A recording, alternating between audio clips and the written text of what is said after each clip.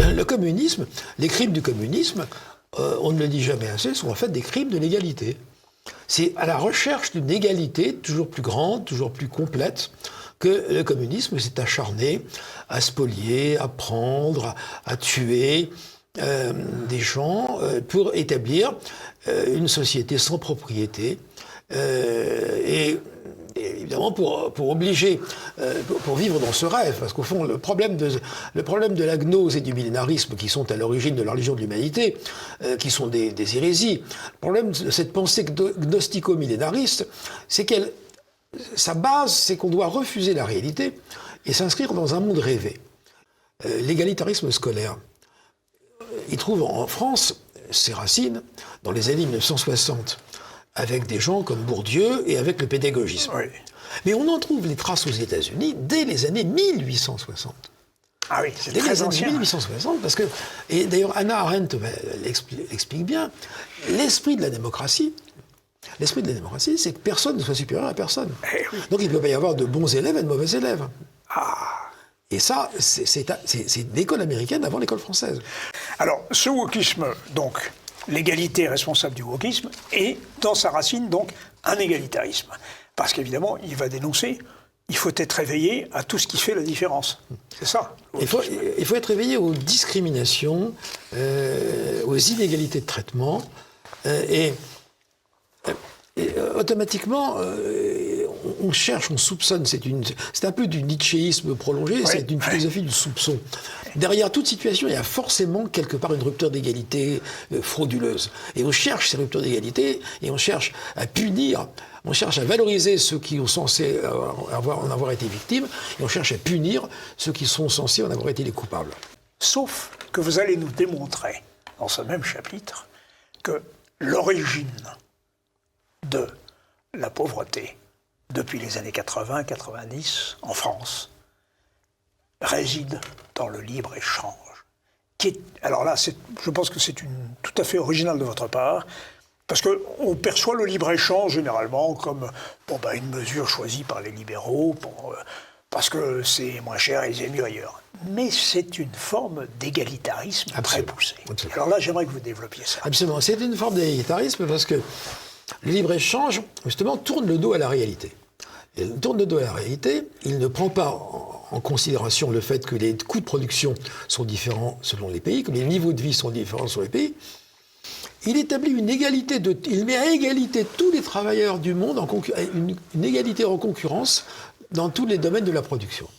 Résultat, la production à capacité technique égale, la production s'en va vers les pays où les coûts de production, les niveaux de vie et donc les coûts de production sont les moins élevés. Et donc c'est vraiment de l'égalitarisme, c'est vraiment de l'idéologie, c'est vraiment un refus de prise en compte de la réalité au nom d'une religion. Et en ça, le libéralisme, qui a de très bons aspects, le libéralisme devient dangereux quand il fonctionne comme une religion. Vous montrez dans l'histoire économique récente que la spoliation des riches ne permet pas d'élever le niveau de vie d'une population. Pourquoi ? Parce que le niveau de vie d'une population repose sur la production de cette population. On ne peut consommer que ce qu'on produit. Et la spoliation des riches, par exemple, si dans une société ancienne, on avait supprimé les richesses de l'aristocratie, la production de blé n'aurait pas été augmentée. Et si on avait redistribué les richesses à la population, et bien là, simplement, comme les gens auraient eu de l'argent, ouais. Mais la quantité de blé aurait été la même, ouais. Donc on n'aurait pas mangé plus de blé, mais le prix du blé aurait doublé. L'inégalité, outil de civilisation. Ça aussi, c'est fort et c'est provocateur, Jean-Louis Harouel. C'est la vérité, je veux dire, c'est un constat. À travers l'histoire, l'histoire de la civilisation, c'est une histoire de l'inégalité. L'histoire de la civilisation, c'est une histoire de l'inégalité.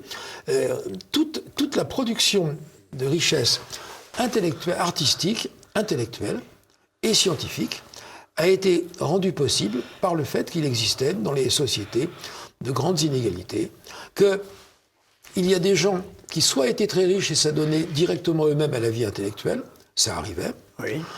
qu'il y avait aussi des gens qui étaient très riches et qui faisaient travailler des artistes, des savants, des poètes, des littérateurs. C'est le mécénat. Oui.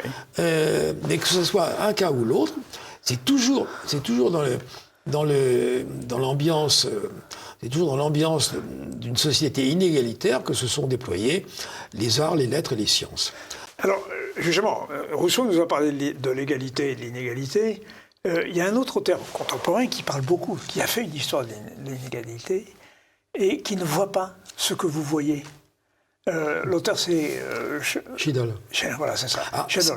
Il a publié il y a 3 ans, je crois, une grande histoire de l'inégalité de la préhistoire à nos jours. À nos jours, oui. Et c'était une œuvre magnifique, un travail gigantesque, une somme de connaissances, une somme d'érudition. Et il voit tout ça, disons qu'il donne dans son livre tous les éléments pour le voir, mais il ne le dit jamais. Oui, c'est ça. Il ne le dit jamais tout simplement parce qu'il ne veut pas le dire. Mais il ne veut pas s'engager sur ce terrain dangereux des réalités qu'il faut qu'on nomme. Il ne nomme pas. Il donne les éléments pour le voir, mais il ne dit jamais.